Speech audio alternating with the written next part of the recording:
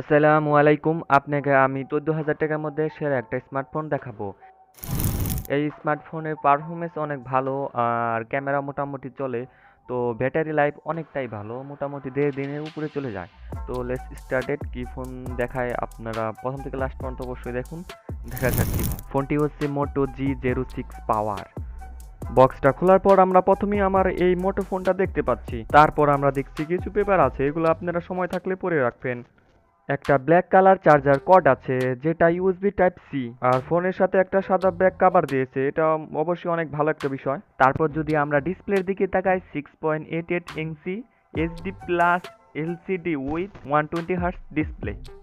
এই ফোনের ভেতরে মংস্টার একটা ব্যাটারি দেওয়া আছে যেটা ৭,০০০ ব্যাটারি, যা অনায়াসে ২ দিন অবশ্যই ব্যাকআপ দিতে পারবে। এই ৭,০০০ ব্যাটারিকে চার্জ দেবেন 18 ওয়াট চার্জার, যা অনায়াসে অনেক টাইম লাগতে পারে, মোটামুটি ২-২.৫ ঘন্টার বেশি। কিন্তু এখানে পয়েন্ট হচ্ছে ৭,০০০ ব্যাটারি।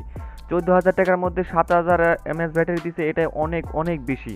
তো এটাই সন্তুষ্ট থাকুন আপনি। যদি আমরা এই ফোনের প্রসেসরের দিকে তাকাই, মিডিটেক হেলিও G81 প্রসেসর।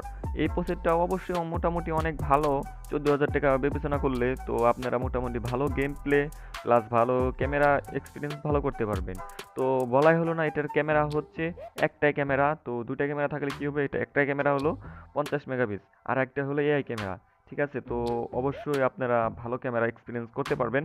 তো এই ফোনের ওজন কিন্তু মোটামুটি ভারী, কারণ এই ফোনের ভিতরে ৭,০০০ ব্যাটারি দেওয়া আছে, যেটার ওজন হচ্ছে আর কি, টোটাল ফোনের ওজন হচ্ছে ২২০ গ্রাম। তো অবশ্যই আপনারা একটু ভারী ফিল করবেন, কিন্তু কিছু করার নাই। ৭,০০০ ব্যাটারি দেওয়া আছে, তো অবশ্যই ২ দিন প্লাস ব্যাটারি ব্যাকআপ পাবেন। তো এই ছিল আমার রিভিউ। তো যদি ভালো লাগে সাবস্ক্রাইব করে রাখবেন। তো এটা আমার চ্যানেলের ২য় নম্বর ভিডিও।